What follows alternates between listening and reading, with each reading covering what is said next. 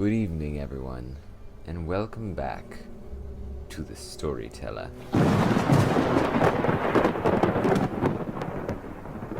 Now, I know you're all concerned about the last broadcast interruption that we had. I just want you to know that there is no reason to worry. I'm taking care of it. Everyone here is taking care of it. So don't worry your little head about it. But of course, most of you are here for the tale. And today's tale, it's quite a tale. And I do hope that you will truly enjoy it. In fact, I think that this tale will help you form more of a connection, I think, with us. This tale is known as The Dare.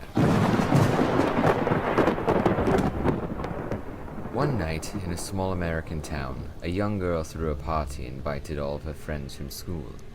There was a large group of boys and girls, and as the night went on, they began telling scary stories. One boy said he had heard an urban legend about an old graveyard that was located near the girl's house.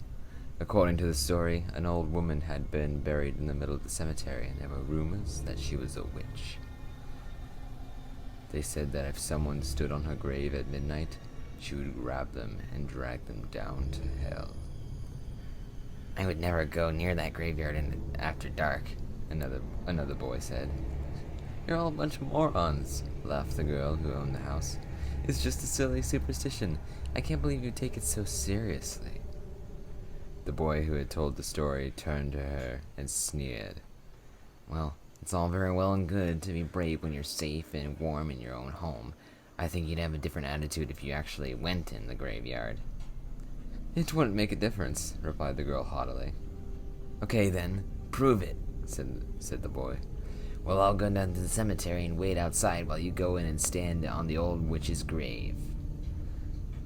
"A grave doesn't scare me," said the girl. "I'll do it right now." "You'll have to prove you really did it," said the boy. "Otherwise you might chicken out." He took a knife from the kitchen drawer and handed it to her. "Stick this knife in the grave," he said. "Then we'll know you were there for sure." The group of kids set out for the graveyard, and when they reached the old iron gates, they gathered in a circle. All of them stared at the girl. She tried to pretend she wasn't scared, and she hoped they didn't see her shivering in fear. With the knife clutched tightly in her hand, the girl walked through the old iron gateway and made her way through the darkened graveyard. In the moonlight, the tombstones and the trees cast strange and unnerving shadows. Eventually, she came to the old woman's grave. "There's nothing to be scared of," the girl told herself. "It's just a stupid story." Crouching in front of the headstone, she whispered, "I'm not afraid of you." Then she raised the knife above her head and thrust it into the earth. "Take that, you old witch," she chuckled. The girl was about to turn and leave when she felt something holding her back. She couldn't move. Something was tugging on the hem of her dress and dragging her down. She was filled with terror and flew into a panic. "Help!" she cried. "She's got me! She's got me!" When she didn't come back, her friends began to get worried. After a while, they cautiously entered the graveyard to look for her. They found her sprawled across the old woman's grave. She was dead, and her face was frozen in a silent scream. Without realizing it, she had plunged the knife through her skirt and pinned it to the ground. That was what had been holding her. The poor girl had been so terrified that she had died of fright. But then, the magnificent being saved her, the one that truly lives upon us all, and one that saves us and is our true savior. The most intelligent. Do not trust him, that is all he wants.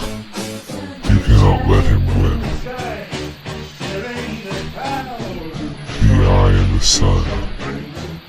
The eye and the sun. Alvin.